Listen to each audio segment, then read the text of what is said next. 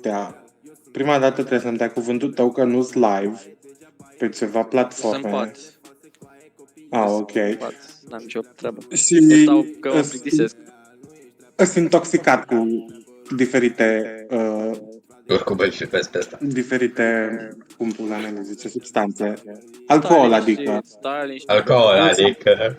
Da, deci putem să purtăm o conversație dacă ești de acord cu chestiile. N-am nicio problemă. Spune-mi un pic, gen, ce te-a făcut să devii practic gay? Dar nu te face nimic ca să devii gay. Adică nu știu cum să te explic. Stai un pic, ai un iubit sau ceva? Nu. Acum nu am. Numai o secundă că și cu cineva pe Discord. Ai, dar tu dus-a. Nu mai comenta ca un boschetar că mă enervezi. Nu mă interesează ce faci tu. Dacă... Dar bagă-ți pula în bună tot și dă-te pe mut în pula mea cu Twitch-ul tău cu tot. Du-te dracu de că te dau afară. Da, cu măta la oaltă imediat. Hai, ieși la putut. Așa. Nu devii. Sunt chestii cu care te naști. Adică cum te-ai născut tu să-ți placă fetele, probabil. Nu, deci fii atent, nu, hai să zic sincer. Nu prea prietenii mei, nu știu dacă ar fi de acord dacă le-aș spune, dar eu sunt bi, înțelegi? Adică îmi plac și fetele și băieții, am unele fantezii cu băieții, na, sunt 50-50, știi? Și cum sunt variantele aia, întreabă un prieten, sună un prieten. Da, nu știu, îmi vine să râd când vorbesc despre asta. Da, nu trebuie să... E o chestie. Mai am un prieten, Edi. La fel, nu e nici gay, nici așa, dar... na. Bă, știi cum ai? Chestia e că, uite, prietenul ăsta meu e bine și mai am un prieten, Alex, deci nu-i cunoaște bine, dar oricum putem vorbi deschis despre asta. Chiar ne gândeam că, uite, cu fetele din ziua de azi, sincer, mai bine te faci gay, sincer. Eu n-am nicio problemă, eu nu sunt contra LGBT sau nu, ce?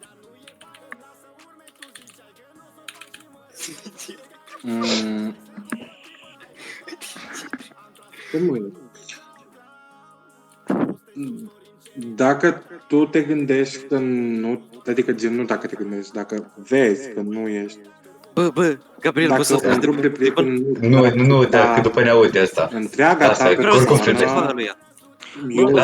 Da, prietenii mei chiar mă acceptă, adică gândește-te că la o petrecere dintr-o glumă făcută de mine, chiar au ajuns destul de departe. Băi, a ieșit. Ce sunt la care mi-a dat? Nu-i mă disconnect la serie. Edi. Oricum toată lumea e un pic gay. Da, ia auzi. Sincer. De exemplu, eu am cont de OnlyFans. Și OnlyFans îți dă statistici în pula mea.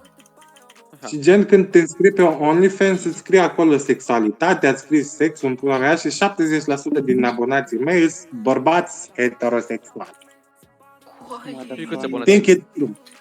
Think it true. N-am mulți, am vreo 160 și ceva. Nu-s mulți. Cât e abonament? E 2 euro pe lună, dar nici ăia nu-s mulți bani. Dar think it true. Think it true, frate.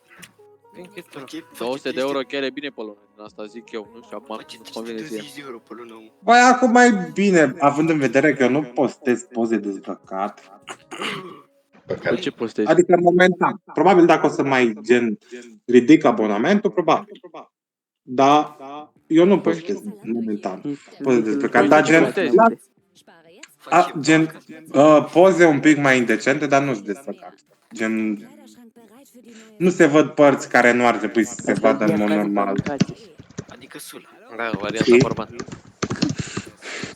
Genul de poze pe care nu te lasă să le postezi pe Insta, dar nici pornoșaguri în pula mea. Da, gen, lasă un pic informația asta să pătrundă un pic, că 70% dintre abonații mei sunt bărbați mei. Cineva care mă înțelege. Am luat cu capul, băga mea și gol. Sunt contra LGBT. Ai grijă să nu te lovești. Nice. Dar ești drăguț tu așa.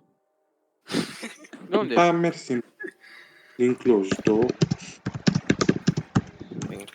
De pe lângă, cu Japlată, Târgu Mureș. Ah. Hai. Nu, că și eu...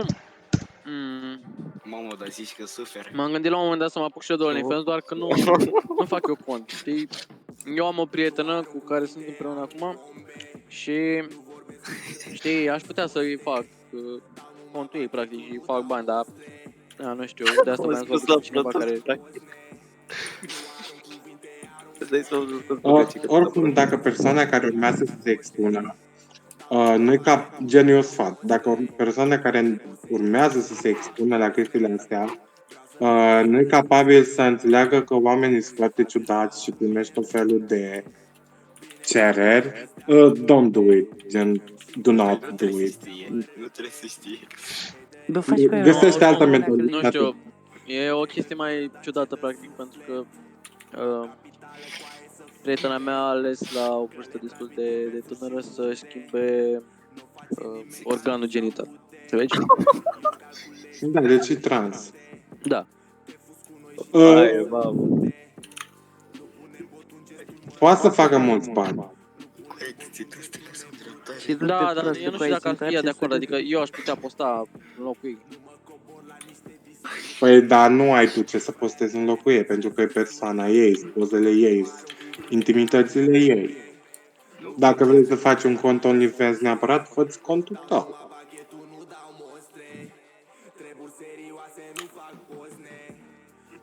Cu asta mănânc Și un părinții pic ce părere au de cu asta? asta. Păi, părinții mei ce părere să aibă, nu-i treaba lor, nu se bagă, nu-i interesează, nu-i afectează cu nimic. Mi-e rău. Auzi, dar tu ești la o persoană- facultate? Sau lucrezi ceva? Nu, sunt clasa 12-a, sunt un elev realizat, Realizat. Mi-e rău. n-au de ce să nu fie de acord cu Bine, ce și fac că eu. mai are un coleg care are OnlyFans. Ce bac? Dar nu e gay. Da, adică Și un da. cont de OnlyFans. Și azi am îmi decis, hai să Așa bem. de Și am băut de eu cu sângele ea. lui ăsta și genial sta așa practic. Arată Da, oribil. Păi plutesc șuncile mâncați. Oricum. Ăla, Bucat. zic colegul Găgică. Tu, pe ce Ăla faci? Gen, arată student super bine, sau- cel Auzi, pare de ce? sală. Bine, nu știu Ce? dacă o să te simți așa mai inhibat dacă te Ia întreb stai, asta. stai. Dar sunt curios, gen, nu știu, chiar sunt curios. Ai avut contact sexual cu un bărbat? Da, Da? da. Stai cum că a pe fost? asta am filmat. Toate măi, coi, Fine. Stai că Adică, am filmat. pula mea, Eu sexul filmez, oricum îl gay nu filmez. pentru toată. S-a dus pusul. Adică, poate dacă, și dacă ești bi, poate ești mai mult atras Vezi de la început? romantic de un băiat, nu atât sexual sau invers. Eu oricum înregistrez și eu de 8 minute, nu de la început. Înțelegi? Că e una chestiile pe care Eu le înregistrez simți la început. tu și alta alta chestiile pe care le simte simte corpul tău. Știi? Băi, eram filmat de la început și nu s-a salvat. Bata. Cred. Eu filmez de 8 minute. Fumează și țigară de femei. Mamă, să fac... Adică aici depinde de la om la om fiecare. Să las film. Stai așa că nu știu dacă a rămas. Nu știu dacă ăsta e. Că de exemplu nu ești pentru voi, pentru Și persoanele prietenii bi. tăi? Ia. Și prietenii Ce? tăi ce zic? Băi, la început l-am jurat pe unul pe Discord. Păi prietenii mei ce să zic, îți dai seama că m-am înconjurat cu oameni care mă acceptă. Pentru că eu tot timpul am fost mai mult cu fetele, gen dacă înțelegi. Adică nu prea am fost prieten cu băieți. Las că e bine dacă ai filmat tu, Gabriele. Și dacă am fost, n-am fost așa bun cu ele. Gen, adică n-am fost prieten așa bun. Jură pe Discord. Stop, pauză, stai puțin, Nu mă am doare aia, cap. mă. Ești gay, dar nu stai cu băieții, stai cu fetele și ești prietenă cu fetele, dar nu ești Ăsta e prietenă cu prost. băieții pentru că ești prieten mai bun cu fetele. Asta e prost. Păi, da, pentru că, na, tu, de exemplu, dacă chiar ești bine, Păi, la să mea, mă tu că el chiar nu tu înțelegi că ai alt sistem, gen, de a face chestiile astea. Voi, de obicei, persoanele bi, vă orientați mai mult către persoanele de același sex cu voi. Bine, asta ți-am spus, depinde de la persoană la persoană. Eu, vezi că ți-am zis că sunt toxicat, așa că nu